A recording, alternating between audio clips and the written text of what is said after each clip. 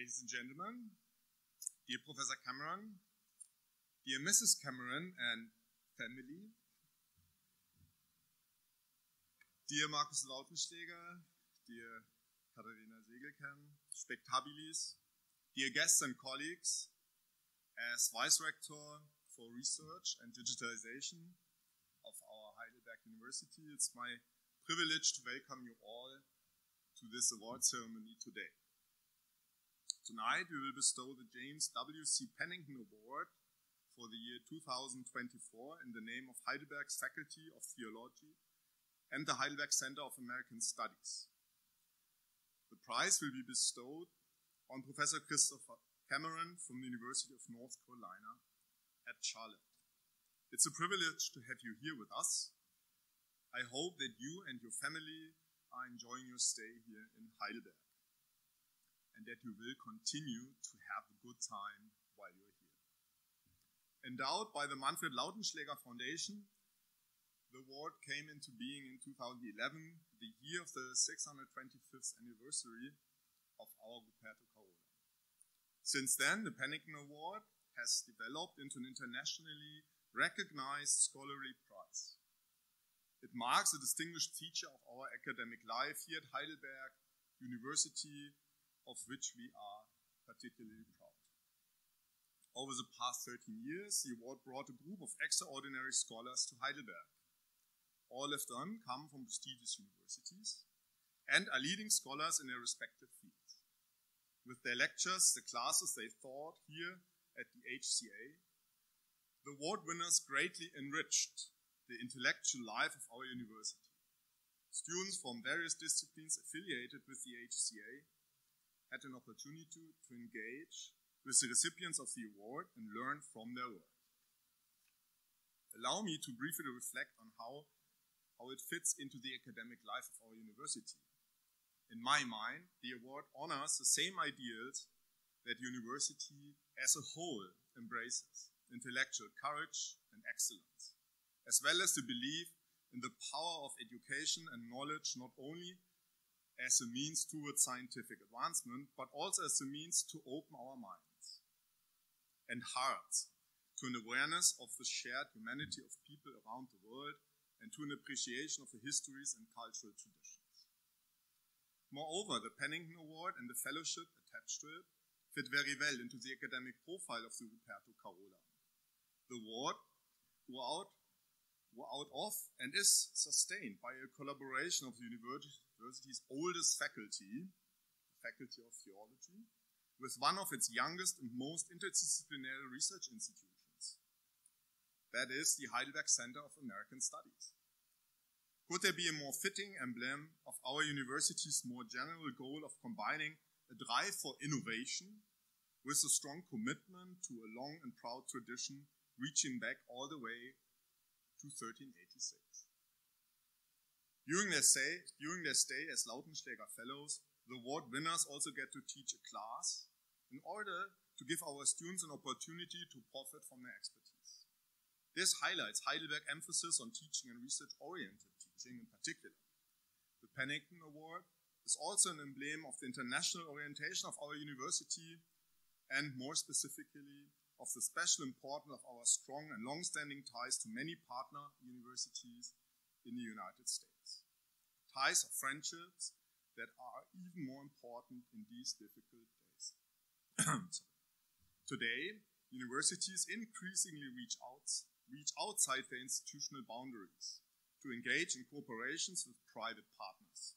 In this regard, too, the Pennington Award is exemplary, as it was very generously endowed by the Lautenschläger Foundation, a long-standing and strong supporter of Heidelberg University and the HCA in particular. This gives me the occasion to also express my heartfelt thanks to the Lautenschläger family on behalf of the Ruperto Carola. This award is certainly a great gift to our and to your alma mater, its scholarly community and its students. Again, welcome Professor Cameron, and I'm looking forward to what you have to say later in your talk. Thank you very much.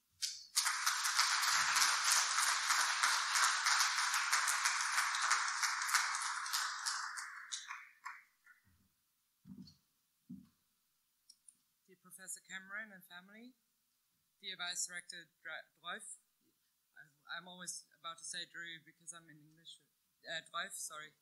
Ladies and gentlemen, my name is Katharina Siegelken and I would like to welcome you on behalf of the Manfred Lautenschläger Foundation to tonight's lecture and the ceremony in which we will bestow the Pennington Award for the 11th time.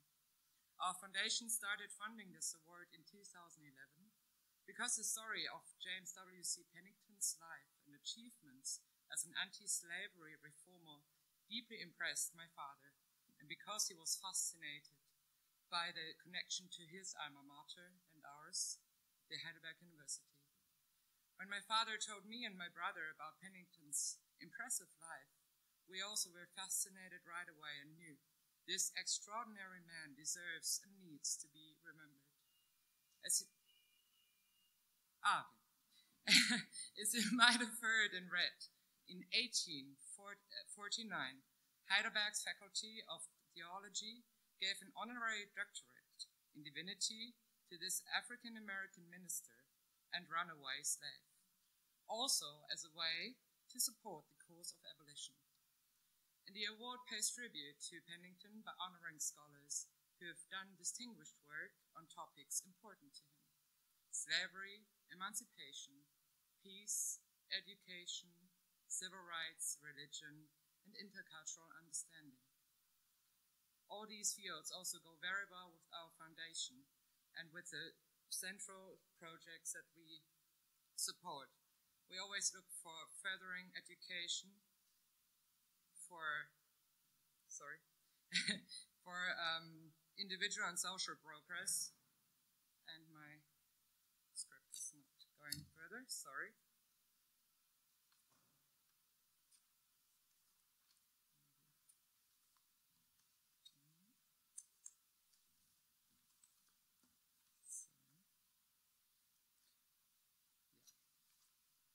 The advocacy of human rights and human dignity for people everywhere, and the promotion of mutual understanding and peaceful dialogue between cultures, races, and religions. Since its inception in 2011, the award has brought a series of very distinguished scholars from prestigious universities to Heidelberg. And we are convinced that the scholars honored with the award will help an international audience to think about the wider meaning of African American history, culture and religion, the legacy of slavery, the persistent problem of racism, and the Black freedom struggle. Martin Luther King Jr. once said, "Injustice anywhere is a threat to justice everywhere." So the Black freedom struggle matters to us here, and it matters all the more because of our own society, while very different from the American society, has its own legacy of racial hatred and violence to deal with. We have a lot to learn from each other in how to confront these dark histories and how to move forward with creating more justice and inclusive forms of democracy, maybe now more than I would have ever thought to be true in my lifetime. I'm looking forward to tonight's lecture, and thank you.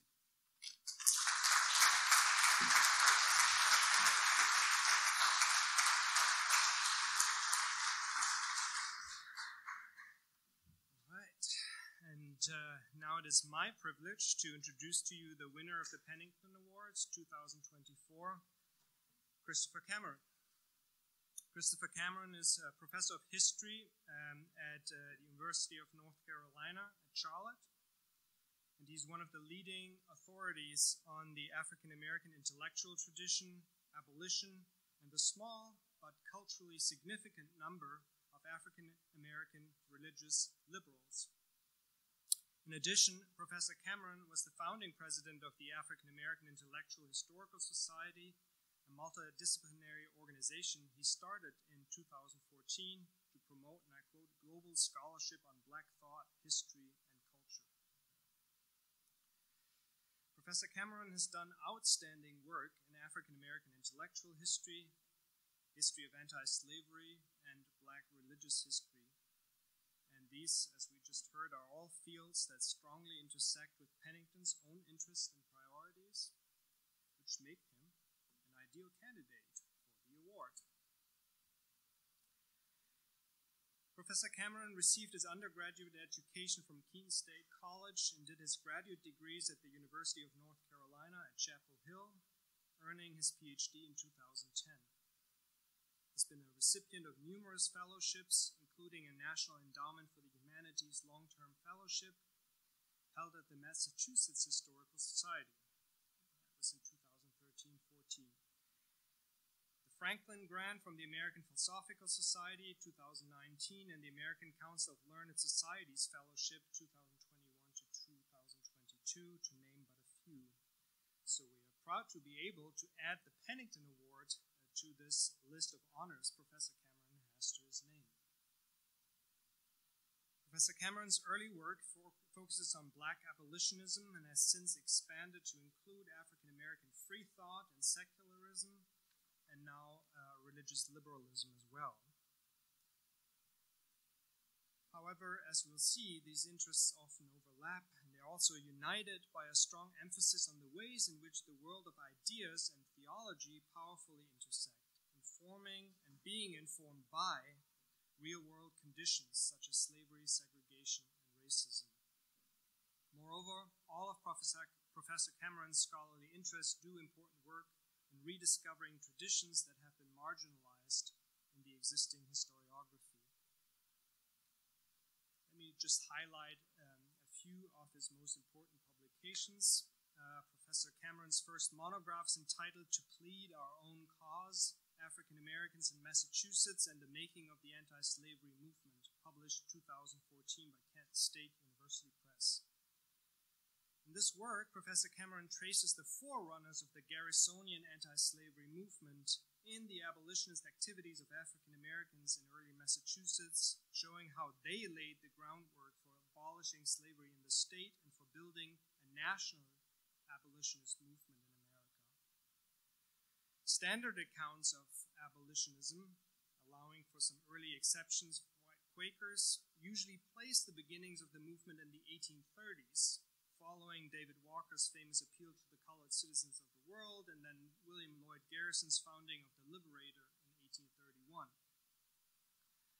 Adding complexity to this picture, Professor Cameron recovers an earlier generation of Black anti-slavery advocates in Massachusetts, including Phyllis Wheatley, Prince Hall, and others, many of whom were informed by Reformed theology and Republican ideology. Thus, in addition to showing Black abolition's Puritan origins, if you like, To Plead Our Own Cause importantly refocuses the historiography of the anti-slavery movement by demonstrating the early and active involvement of African Americans in New England and Massachusetts in particular. In addition to and also intersecting with his writings on anti-slavery, Professor Cameron has written on Black freethinkers and African American secularism, an often overlooked topic. His 2019 monograph, Black Freethinkers, A History of African American Secularism, published by Northwestern, argues for a tradition of religious skepticism, as well as, if you like, unconventional religiosity, such as deism, among African Americans from the early 19th century to the Civil Rights era. This tradition has been omitted from the historiography due to persistent stereotypes about the natural religiosities of Black peoples, stereotypes still shared in the 19th century by slaveholders and sometimes even today.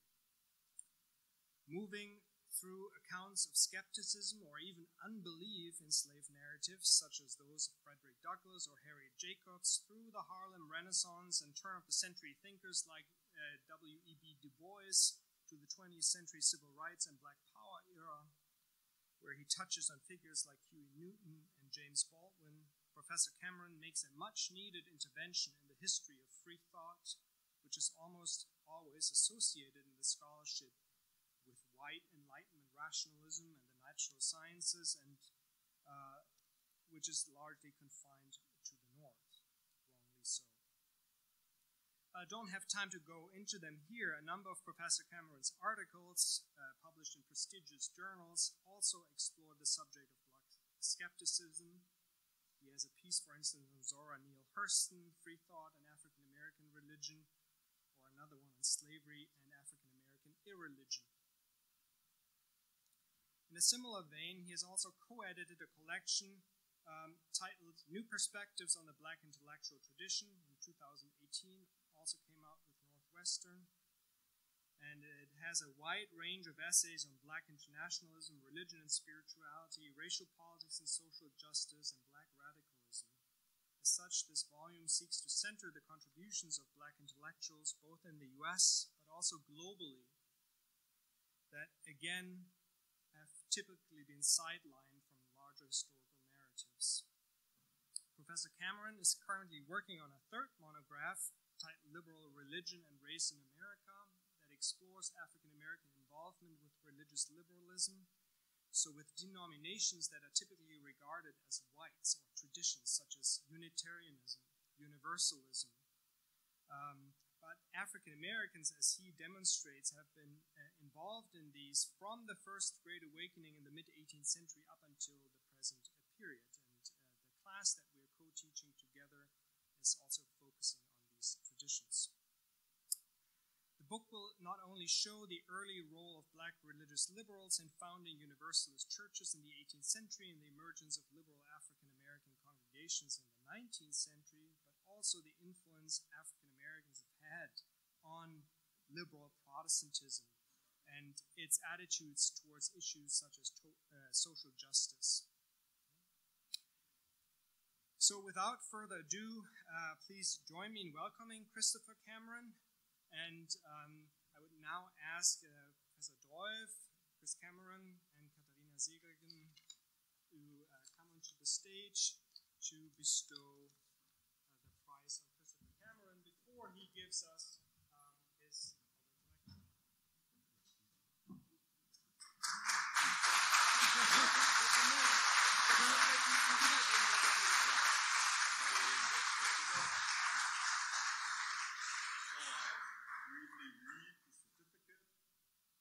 Center for American Studies and the Faculty of Theology hereby bestow the James W.C. Pennington Award on Christopher Cameron.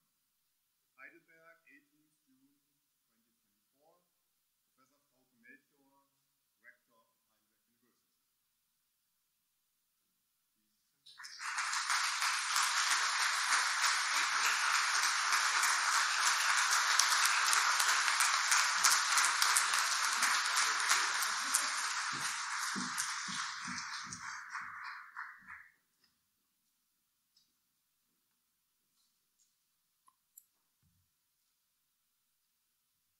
Good evening, everybody. Thank you all for being here. I am deeply honored to be this year's recipient of the James W.C. Pennington Award, not least of which because I was born here in Heidelberg. While my parents were stationed in the American Army in the early 1980s. I left very young. I was 4 or 5 months old, and I have not had the opportunity to return until now. But now that I'm here, I do feel a connection to this place, traversing some of the same streets, visiting the same sites that my parents likely saw 40 years ago. I'd like to thank Jan Steverman and the Awards Selection Committee, as well as the Faculty of Theology and the Heidelberg Center for American Studies for creating this award to honor one of the foremost Black intellectuals and activists of the 19th century. Thank you as well to the faculty of the Heidelberg Center for American Studies for their warm welcome of both me and my family over the past week. Thank you as well to the Manfred Lautenschlager Foundation and family for their generous support of this award, and to the Vice Rector for Research for your opening remarks here. And finally, thank you to my family who is here with me, Dr. Shanice Cameron, and my children, Callie, Cassidy, and Caleb. My topic tonight will be abolitionism, secularism, and the Black intellectual tradition. This topic brings together all of my work over the past 19 years or so. From my first book, To Plead Our Own Cause, which explored the intellectual history of African American abolitionists, to my founding of the African American Intellectual History Society in 2014, a scholarly organization dedicated to supporting research on Black thought and culture, and on to my more recent interest in publications in the area of African American secularism, including my 2019 book, Black Freethinkers, on which this lecture is largely based. I'll begin by exploring the origins of African American secularism in 19th century slavery and examining how Black abolitionists used the presence of atheism, deism, and non-belief in slave communities as a key argument in their anti-slavery discourse. I'll then trace the prominence of secular thought in Black intellectual life in the 20th century, focusing especially on the interwar and civil rights eras, before ending with the place of secularism in African American life today.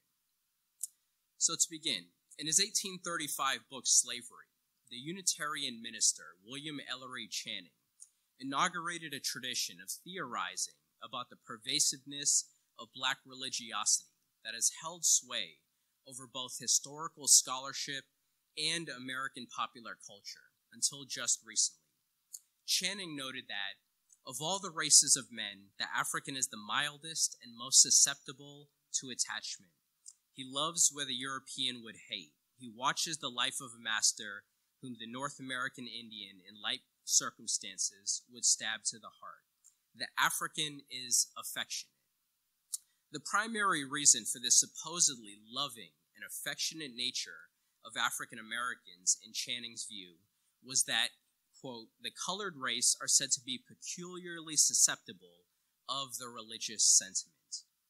In his own time, both abolitionists and pro-slavery thinkers alike used Channing's argument. As one of the foremost ministers and intellectuals of his time, Channing's words had a special resonance, and his argument about the natural susceptibility of Black people to religion influenced perceptions of Black religiosity throughout the 19th century. Indeed, the late 19th century freethinker and editor of The Truth Seeker, Eugene MacDonald, used nearly identical language when describing African Americans. MacDonald claimed that there is no class of people in the world more religious than the Negroes. Their fervent African temperament makes them peculiarly susceptible to religious sentiment. This was from an article in 1883. 70 years later, the same view was articulated in a hearing in Congress. From March 21st to 26, 1953, Langston Hughes, the Harlem Renaissance poet and author, testified before Joseph McCarthy's Permanent Subcommittee on Investigations regarding the atheist and communist themes in his 1932 poem, Goodbye Christ. At one point during the testimony, Senator Everett Dirksen of Illinois wanted to know whether the poem Goodbye Christ could be considered an accurate reflection of African American religious values. Dirksen noted that he was very familiar with African Americans, he probably was not, and he knew them to be innately a very devout and religious people. Now, these reflections, combined with the fact that in the 2014 survey on American religiosity conducted by the Pew Forum for the Study of Religion, nearly 90% of African Americans affirm belief in God. This has meant that the notion of African Americans as innately or naturally religious has remained widespread throughout American culture. And this is not just a statement about white American culture, but also African American culture as well. Black literature, film, television, comedy, and social media is rife with depictions of the uber-religiosity of Black people, and treatments of secularism within Black culture are either seriously lacking, or when they do occur, they are very kind of stereotypical, i.e. depicting atheists as immoral, or atheism and agnosticism as foreign elements that are foisted upon Black people by Europeans. So despite the lack of attention to the history of secularism within Black culture, I argue in my 2019 book, Black Freethinkers, and other subsequent publications, that atheism, agnosticism, and other forms of secularism, such as deism, have been vital components of Black cultural and intellectual life, and that we do a disservice to the field by ignoring this rich history. This is a story that begins in the early to mid-19th century and intersects in some important ways with the goals and tactics of Reverend Pennington and other black abolitionists. While 20th century African Americans would argue that religion is an innate or natural part of black culture, 19th century black abolitionists such as Pennington were actually trying to do the opposite. Now, they were religious overwhelmingly, right? They wanted to promote religion, but they didn't like Channing's idea, and they didn't like this notion of the kind of natural religiosity of black people, because for them, they felt that it was based on arguments about black intellectual inferiority, right?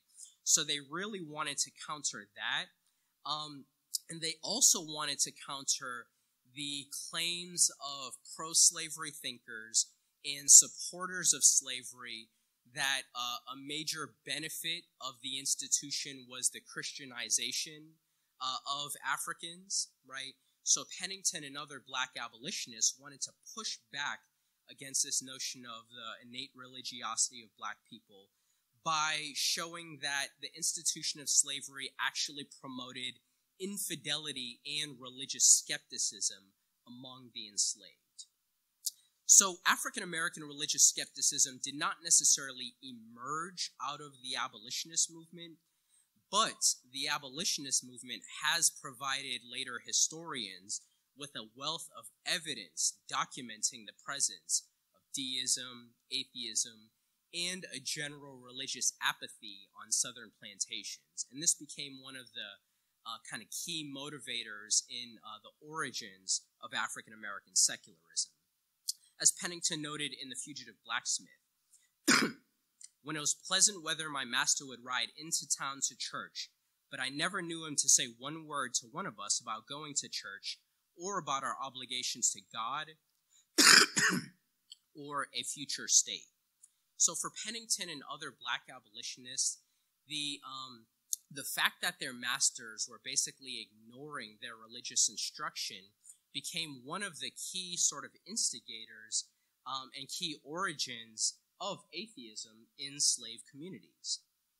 Another fellow black abolitionist named Charles Ball also published an autobiography entitled Slavery in the United States, and he really backs up Pennington's claim in his reflections on the irreligiosity present within slave communities. There is in general very little sense of religious obligation or duty amongst the slaves on the cotton plantations, he wrote. And Christianity cannot be with propriety called the religion of these people. They have not the slightest religious regard for the Sabbath day, and their masters make no efforts to impress them with the least respect for this sacred institution. In this passage, Ball addresses one of the key components of free thought among the enslaved, namely a disregard for the Sabbath and a disregard for religious instruction that was fostered by masters' opposition to converting their slaves. So we have a real kind of paradoxical thing going on where masters are claiming that a benefit of slavery is the Christianization of the enslaved population, but at the same time, they don't seem to care about Christianizing their slaves, right? Henry Bibb, another formerly enslaved man, supports this point in his autobiography, where he wrote, "The Sabbath is not regarded by a large number of slaves as a day of rest. They have no schools to go to, no moral or religious instruction at all in many localities where there are hundreds of slaves. Hence they resort to some kind of amusement. Those who make no profession of religion," he says, "resort to the woods in large numbers on that day to gamble, fight, get drunk, and break the Sabbath.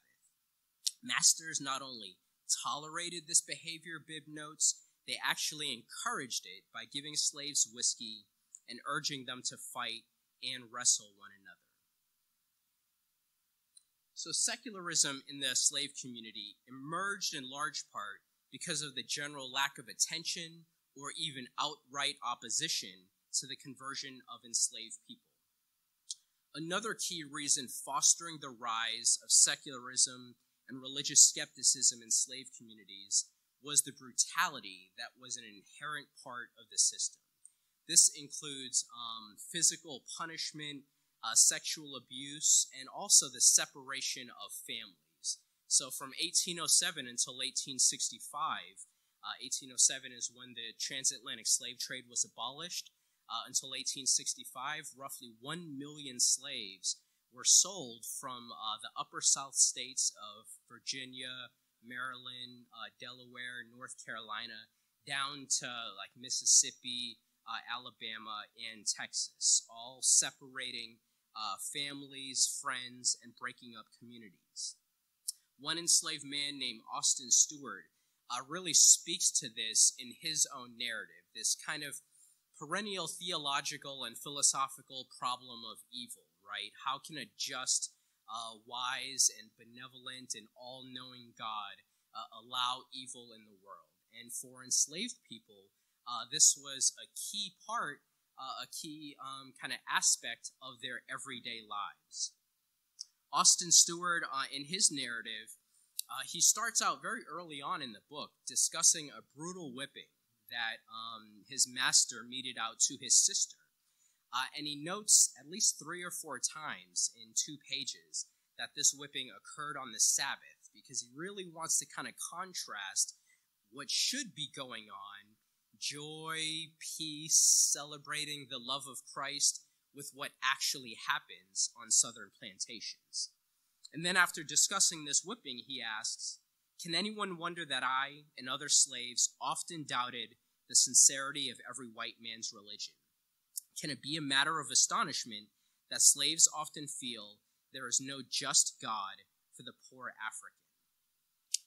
Another key development that fostered the growth of African American secularism was the rise of pro-slavery religion, which really started to take off in the 1820s and in the 1830s, just as the kind of second wave of the anti-slavery movement was gaining strength, with especially with the publication of William Lloyd Garrison's Liberator newspaper. One reason that a formerly enslaved man named William Wells Brown never took his master's prayer sessions very seriously was because of what he termed slavery's evangelical bloodhounds and its religious slaveholders.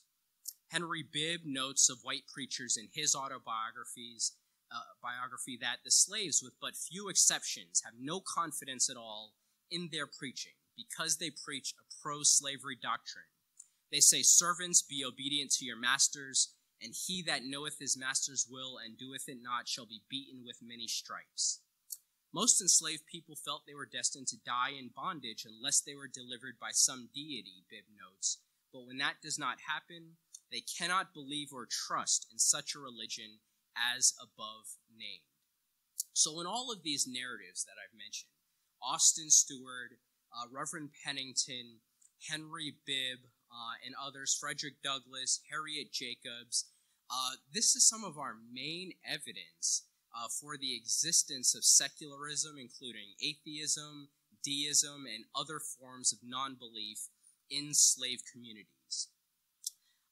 Secularism in the black community would kind of wane a bit after the Civil War, and this is in large part because now they had the opportunity to go to their own churches, right, where they were not hearing a pro-slavery doctrine, but they were hearing sermons from other black preachers, right? The AME Church, which was largely based in the North, although it did have some congregations in the South. Now the AME Church, the AME Zion Church, black Presbyterian churches could now come and evangelize the South. So we don't see as much African-American secularism in the 10 or 15 years or so after the Civil War. But things would begin to pick up again in the 1880s and the 1890s. And there were 2 kind of main developments then. One is we see some African Americans who are involved in the broader secular movement that is gaining ascendancy in the late 19th century, right? So the Truth Seeker, the leading free thought journal, begins publication. The Boston Investigator. There are free thought conventions all throughout the country. So African Americans began attending some of these and coming out and identifying as secularists in the 1880s and the 1890s. One example is a man named David Sinclair, who was a former slave and a former Baptist preacher who lived in Philadelphia. He started attending secular conventions in the 1880s, and he was basically dubbed the Black Bob Ingersoll, right, after Robert Ingersoll, the kind of leading agnostic and freethinker of his day. And he, just as the AME Church was evangelizing the South, Sinclair took it upon himself to kind of bring the news of atheism and secularism to African Americans in the South. So he's something of a kind of secular evangelist, right? He was in the secular fold for about 10 years. Then he returned to becoming a Baptist preacher, showing the kind of fluidity in religious identities, right? People can go back and forth, dip into secularism for a little bit.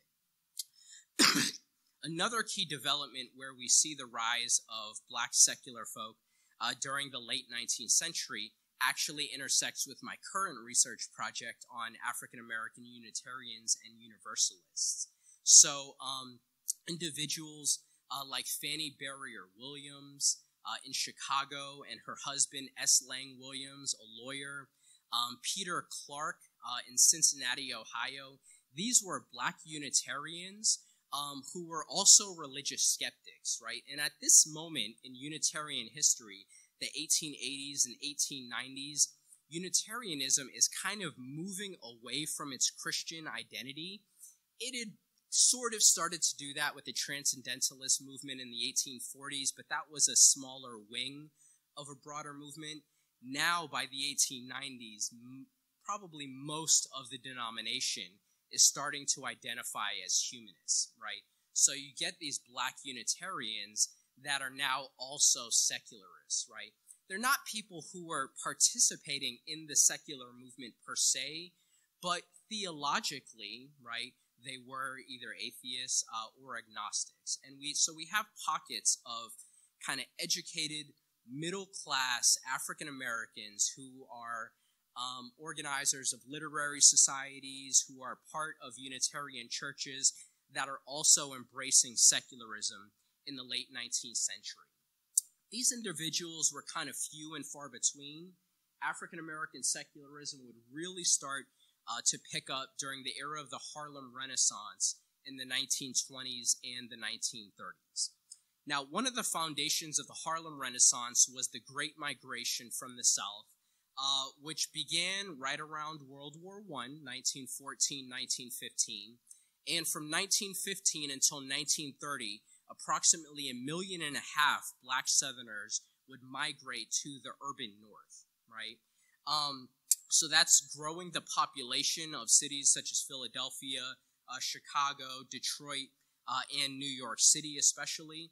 And Harlem became a really attractive destination for writers, artists, intellectuals, right? So this migration was spurred in part by backlash from whites, especially right at the end of World War I, right? We had the infamous Red Summer of 1919, whereby returning black soldiers who had fought here in Europe came back to the United States and were the victims of racial violence, right? So one of the kind of impetuses of the Harlem Renaissance is that African Americans were trying to find different strategies of advancing their agenda for racial equality that did not include kind of direct political action, right? So they came up with a strategy of kind of showing African Americans intellectual and cultural equality as a way of making the argument for racial equality.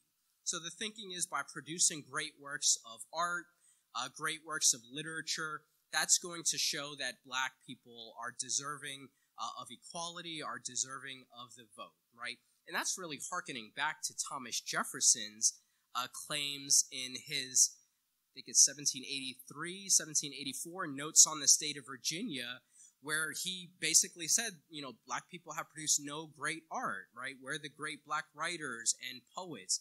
And for Jefferson in the Revolutionary era, that was an argument for why they did not deserve equality, right?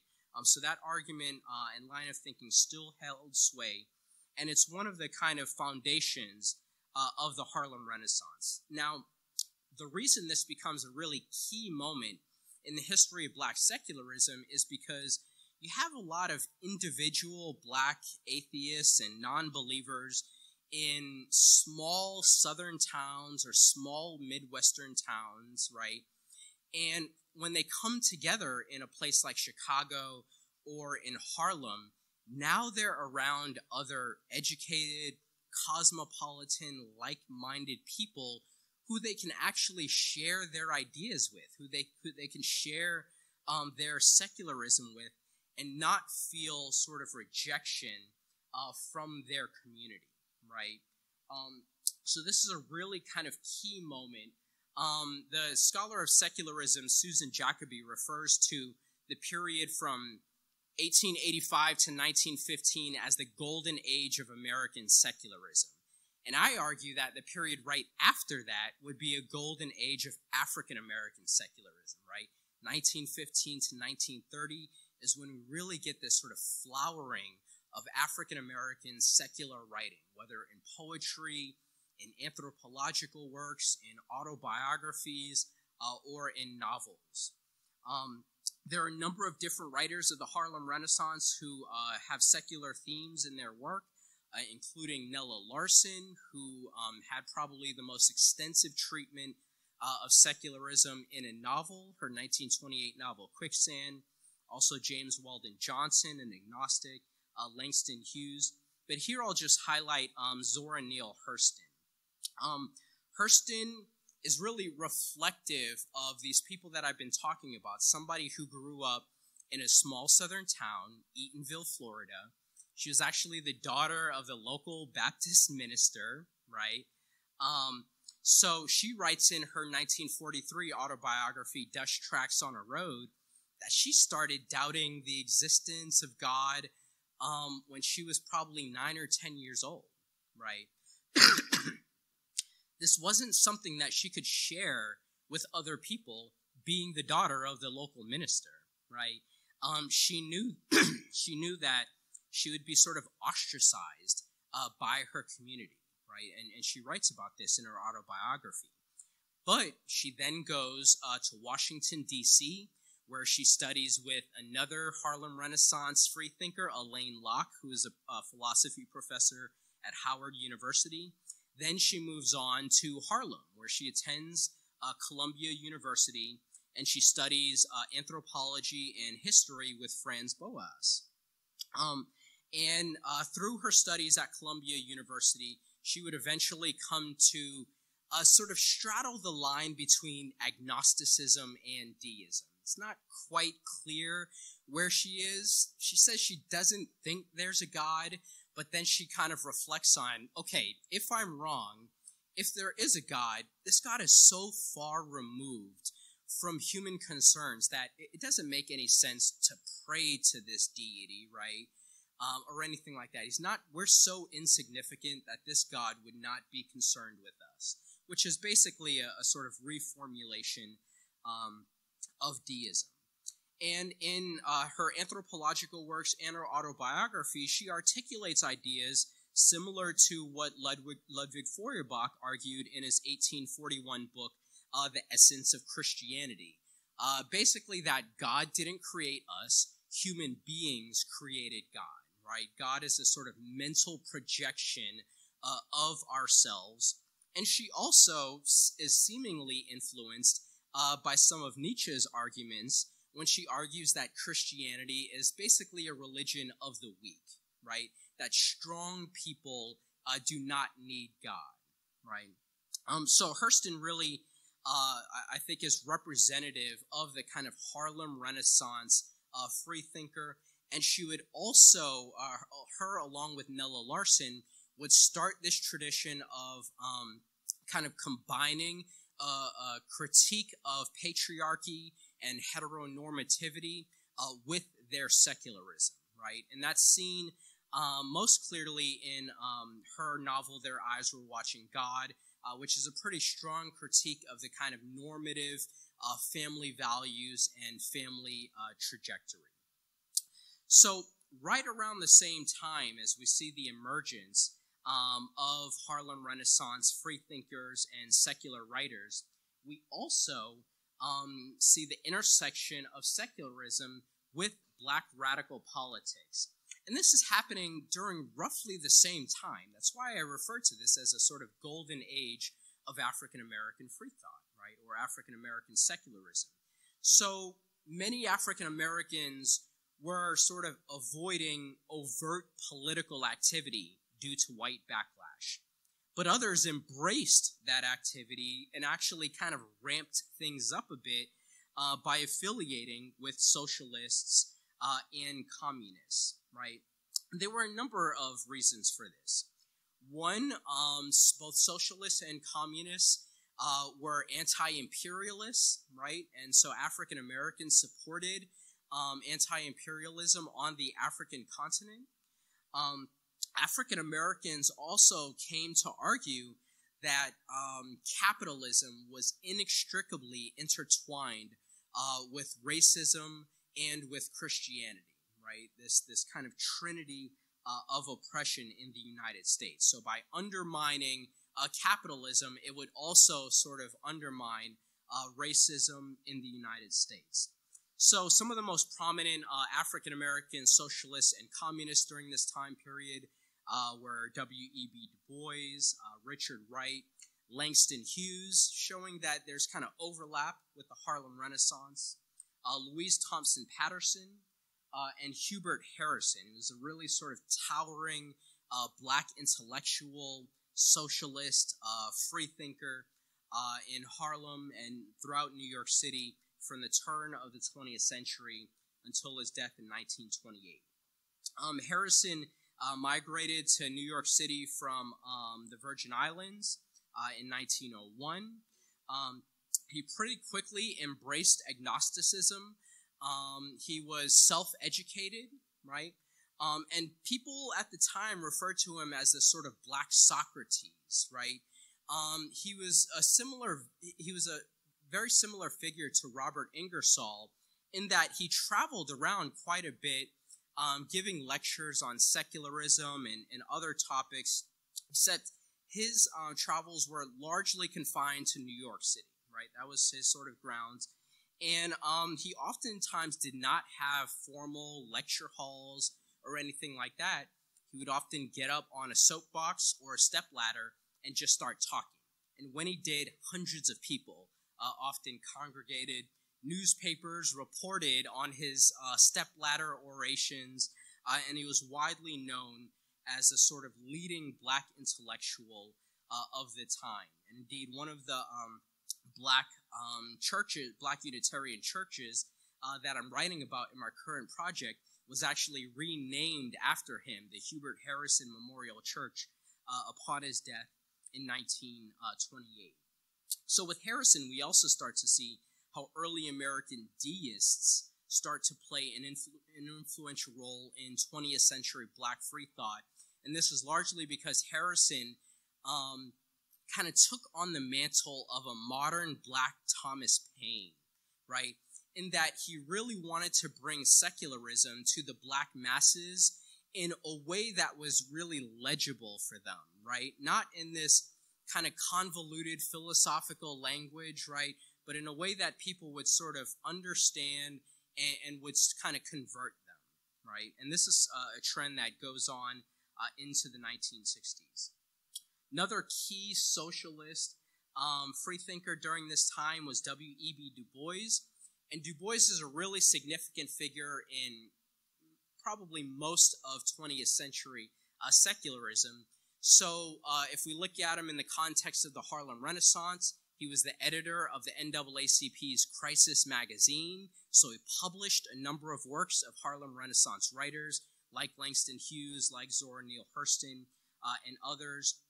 Du Bois also was a socialist and an agnostic himself, and he dates both of those to his time in Berlin in the late 19th century, right? So he did his PhD work at Harvard University. As part of that, he had a little bit of study abroad time here in Germany.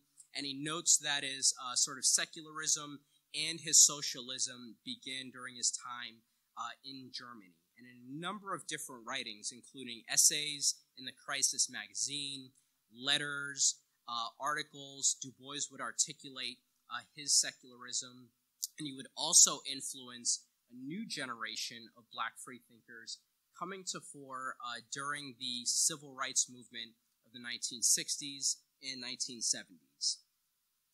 Now, this movement has historically been portrayed as a religious movement, right? That's, of course, because of the prominence of black preachers and black religious figures. And I'm not here to argue that it wasn't a religious movement, just that it was not only a religious movement, right? And the civil rights era would be a kind of key turning point in the history of African American secularism, especially because we're seeing black secularists kind of come out and sort of articulate their religious skepticism sort of immediately, right? So in the Harlem Renaissance period, we had folks writing autobiographies maybe 15, 20 years later, right, talking about their religious beliefs in the 1920s or so. Now in the 60s, they're kind of coming out right away. They're a lot more forceful in their denunciations of Christianity, right? So the civil rights movement was not only religious. As the scholar Barbara Savage shows in her book, Your Spirits Walk Beside Us, less than 10% of black churches participated in open civil rights organizing, right? So yes, black religious figures were very prominent in the movement, but the overwhelming majority of black churches were not involved in civil rights activity. And this movement would become really critical in the kind of continued growth of black secularism. And that's especially true when we make the turn to the Black Power movement in the mid-1960s. So black freethinkers were central players in the civil rights movement, as well as in the Black Power movement that emerged out of the activity of the Student Nonviolent Coordinating Committee in 1966. The Student Nonviolent Coordinating Committee had been founded in 1960. It was initially led by Christian activists such as John Lewis, who was committed to the philosophy of nonviolence. This approach would soon start to change, especially after James Forman took over the group. Forman grew up in rural Mississippi, but he had started moving away from religion as a young man. And is seen repeated in many autobiographies and memoirs of black freethinkers. Forman writes in his book, The Making of Black Revolutionaries, that at the age of 12, he was attending a revival service. Some of his friends yelled out that they had gotten religion. The older people shouted that they had got religion too, he writes. At the age of 12, in a Baptist tradition and setting, I did not have the courage to tell my grandmother that I thought this was all nonsense. I simply observed what had been happening around me and knew that I, too, could fabricate some tears in this emotionally charged atmosphere. So I covered my face with my handkerchief and cried, Lord, have mercy. It worked. I was taken off the mourner's bench, and the people talked of how many children got saved that day by the grace of the Lord. Forman became an atheist after studying philosophy at Wilson Junior College in Chicago, and he brought his secular perspective to his civil rights activity. He became the executive secretary of SNCC in 1963, and he grounded his activism in secular humanism, as he argued that Christianity was a prime reason that black people were in a subordinate position in the United States. Forman, along with Stokely Carmichael, would lead the transition of SNCC from a religious to a secular organization, and thereby they inaugurated the Black Power movement. The major goals of Black Power were promoting black economic advancement, pride in black culture, independent black political action, and armed self-reliance, or a rejection of non-reliance. While Forman was the earliest proponent of Black Power, the man that would become most associated with the movement is pictured here, Stokely Carmichael. Carmichael was an immigrant from Trinidad who had grown up in the Bronx, about half a mile from where I used to live in the Bronx in the mid-90s. He attended the prestigious Bronx High School of Science. I also got in there, but I didn't go. His best friend there was a Jewish kid named Gene Dennis, whose father worked for the Communist Party. At Bronx Science, Carmichael attended meetings of the Young Communist League, and he quickly embraced atheism, a perspective he would bring to his civil rights work in the 1960s and ensuing decades. Now, the main institutional expression of the Black Power movement would be the Black Panther Party. This was a secular organization created to oppose American imperialism abroad and police violence and brutality in the United States. Sorry, I usually give these talks in another continent. Many prominent leaders, including Huey Newton, Stokely Carmichael, David Hilliard, and Eldridge Cleaver, were outspoken in their atheism. And like earlier thinkers, they saw the church as conservative, and they advanced a humanist politics that rejected the authority of black preachers like Martin Luther King Jr. And the Black Panther Party would become really significant, especially its newspaper, also named the Black Panther. This became sort of a secular publication outlet, right? So people would send in letters and essays and poems articulating their secular views in this black publication when their views probably would not have been published in the more kind of mainstream white secular publications of the time. Now, along with the Black Panther Party, which was the political expression of black power, we had the rise of the Black Arts Movement in the mid-1960s, and this is the kind of cultural and intellectual expression of black power. This lasted from roughly the mid-1960s until the mid-1970s. And writers of the Black Arts Movement had multiple goals: promoting and articulating black pride, black nationalism, and rejecting respectability politics. And this latter goal went hand in hand for some with a rejection of Christianity. One of the key figures in this movement was James Baldwin. Baldwin rejected religion because he viewed it as otherworldly and unsuited to addressing the problems of black people in America. Baldwin was one of the most popular and widely read black authors of the 1960s, and multiple works, including The Fire Next Time, Blues for Mr. Charlie, and Go Tell It on the Mountain, demonstrate the influence of his rejection of Christianity. Along with Baldwin, Lorraine Hansberry was an important part of the Black Arts Movement and another writer whose secularism heavily influenced her literature. She was born in Chicago in 1930 and moved to Harlem in the mid-1950s, where she worked with Du Bois and Paul Robeson on an anti-imperialist and anti-capitalist magazine, Freedom. And she's most well known for her play, A Raisin in the Sun, where we have a character that's basically an autobiographical character based off of Hansberry, a young woman named Beneatha. She is a modern woman who embraces feminism, anti-colonialism, and atheism. While many people urge Beneatha to marry her middle-class suitor George Murchison, she decides to wait until her schooling is complete, putting her career ahead of middle-class domesticity. When her mother remarks to her that she'll be a doctor if God wills it, she replies, "God hasn't got a thing to do with it." She goes on to express her frustration that God gets all the credit for human achievements, asking whether or not God would be paying her tuition. So Beneatha expresses Hansberry's own humanist sentiments. As she noted in an interview with the journalist Mike Wallace shortly after the play came out, "Beneatha is me 8 years ago." For Hansberry, human beings have the capacity for morality through the use of reason and do not need to believe in God in order to be good people. And when human beings achieve something in the world, we should recognize them rather than attribute their accomplishments to an unseen deity. "We don't need mysticism to exalt man," she claimed in one interview. "Man exalts himself by his achievements."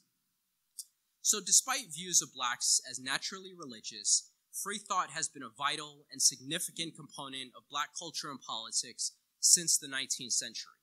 As we have seen, secular thought intersected with and influenced most major streams of black intellectualism, from abolitionism in the 19th century to the Harlem Renaissance and Black radical politics in the early 20th century, to Black power in the 1960s and 1970s. The work of Zora Neale Hurston and other Black women writers, including Nella Larson, Alice Walker, and Octavia Butler, also shows the intersection of secularism with Black feminist thought. So, what are the contemporary implications of this history? Over the past 2 decades, the numbers of both religiously unaffiliated and atheist or agnostic African Americans has steadily increased. The 2007 Pew Forum Religious Landscape Survey noted that 12% of African Americans were part of the nones category, those with no religious affiliation, while the most recent survey results from 2021 showed that that number had increased to 18% of all Black people, with 3% identifying as atheist or agnostic. Secularism is becoming a numerically larger part of the Black community. I argue that it's always been a significant part, but many Black people are becoming much more open about their lack of religious belief.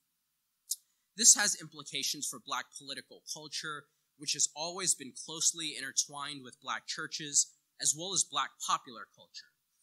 We are increasingly seeing more openly secular Black comedians, actors, hip-hop artists, and athletes. There are now explicitly Black secular organizations, such as Black Nonbelievers Incorporated, which aims to provide safe spaces for secular Black people and encourage secular activism. I'm involved with this organization as the vice president of the board, and I'm also working with the Rice University theologian Anthony Pinn to establish the Black Humanist Studies Association, an organization similar to the one I founded 10 years ago that will promote and support scholarship and teaching in the field of Black humanist studies. We'll be holding our inaugural conference in August and hope to be able to provide fellowships to graduate students, postdocs, and faculty working on some aspect of Black humanism. So it appears that the long tradition of secularism in African American culture is only growing and will remain a vibrant one for years to come. Thank you.